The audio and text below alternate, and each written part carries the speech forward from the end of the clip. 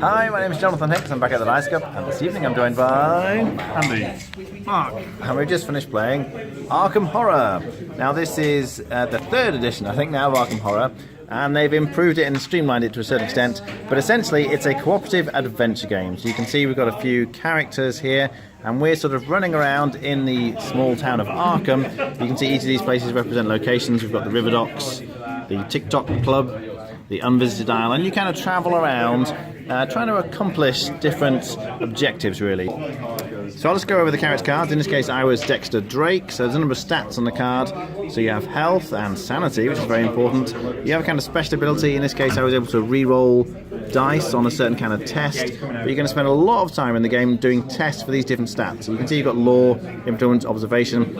If I need to test law in order to pass something, then I'm going to roll dice. So if I grab some dice, 4 dice for my law, there we go, and roll them, and effectively in each test you're looking for 5s or 6s, so any 5 or 6 is a success, anything less than that is a failure, and there's going to be lots of things that are going to ask you to pass tests as you go around having your adventures. So typically you're going to get some kind of ancient one, I think they're called, that you need to overcome. In this case we were facing Azathoth, who's this kind of ancient demon god who's coming through portals to sort of destroy the world. And you get some kind of flavour text on a card that illustrates what's going on, and there's a few objectives. So to start with, we had to discover clues.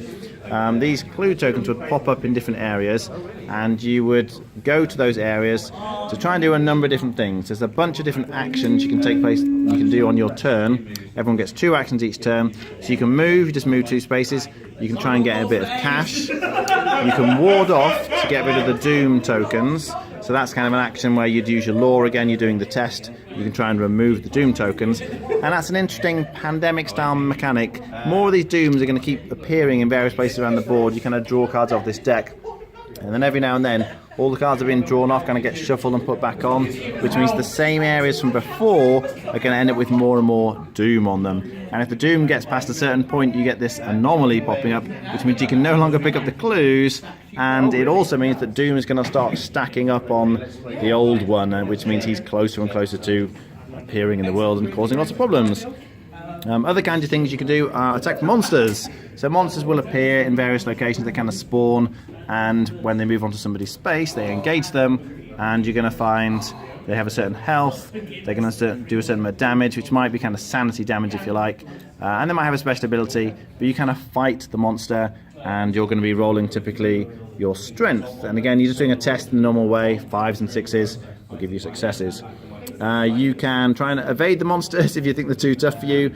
You can do some research, which is where you're trying to get any clues that you've found already onto, again, the old one. This is usually to accomplish the objective. And once you get enough clues, then typically you're going to be kind of flipping the cards and reading some kind of conclusion.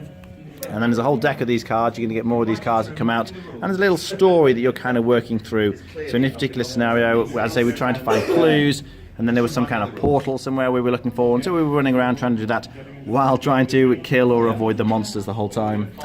You can also trade with each other and exchange items and things. So different characters have different sort of talents, if you like. So I was particularly good with spells. You can see I've got several spells here. I can cast a shriveling spell and try and attack a monster that way. You can get allies that will help you by giving you extra actions. In this case, this ally would help me remove sanity. You can get via various items. I think this player had a gun of some kind, so you can actually go around shooting the monsters. And you had a knife, I think, didn't you, Andy? Yeah. So there's a variety of different things. You can also get, which I managed to get, a dark pact. There are conditions that can be applied, which is potentially okay unless each kind of round every now and then you roll a dice, and if you roll a 1, the card flips over and some bad thing happens, but you don't know what it's going to be. So yes, you go through, and either you manage to get enough of these kind of success clue things and you save the world, or there's too much doom and the ancient old one awakens and the world ends. What do we think? I quite liked it. It's I've only ever played Arkham Horror, I think, twice, and I didn't really like it. It was too long. That was 2nd edition. This plays in what, about just over 2 hours? Yeah. I think this was after rules and stuff. Yeah, it's quite thematic. location decks, some are generic, some are based on the scenario, and the scenario one's quite thematic. I should perhaps explain those actually. At the end of each kind of set of actions, you're going to draw an encounter effectively for the particular location you're in, and depending where you are, you're going to find you read some text, and you often get some kind of test. You can see the little shaky hand thing there. You're testing a certain skill, and then there's going to be one of two different outcomes potentially, depending on the outcome from that. Yeah, it sort of feels better than Eldritch Horror. Again, I think I played that twice. I wasn't massively keen on Eldritch, but this feels sort of better. It's better. The mechanics for it do feel more sort of streamlined. The pandemic system, the way the cards come back in, feels quite good. It feels quite tight. Because I was expecting us to die quite horribly at one point, even though we did die quite horribly. It was relatively close. We maybe could have done it. But yeah, it's I'd quite happily play this again. Where Arkham Horror, I go no, not for me. So yeah, 3rd edition of this is much better than the previous efforts. Okay, Mark. Yeah, I agree. I think the most important thing to take into account is that they've obviously looked since the 2nd edition at Eldritch Horror and the LCG.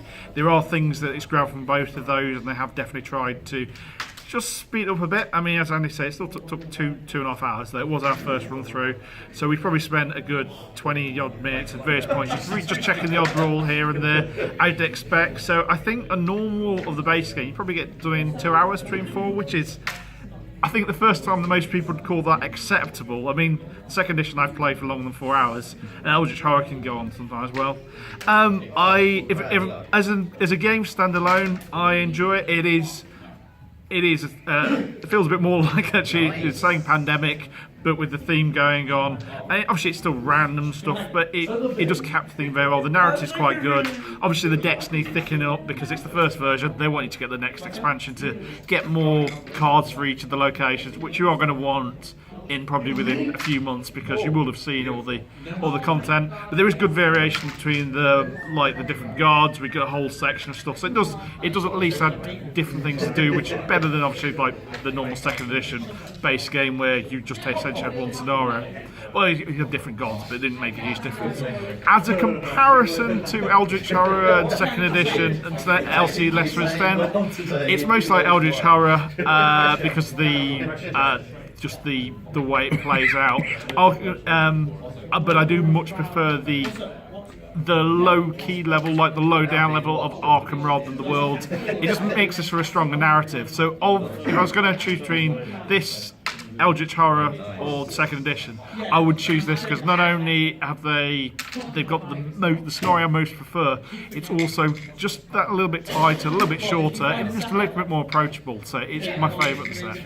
Rating? I would give it a 8. Andy? Yeah, I'll probably be on a 7.5 to an 8. Okay.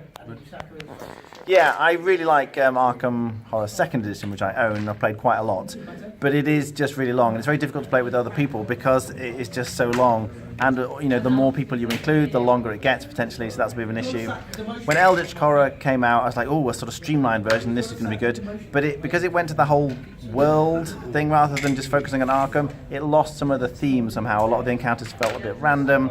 This seems to have the best of both worlds. So it's the thematic Arkham location, and the text on the cards is really interesting. You feel like there's a developing story as you're going through the kind of main story cards. You sort of flip them over, you reveal what happens, and you move to the next stage of the story. I really like that.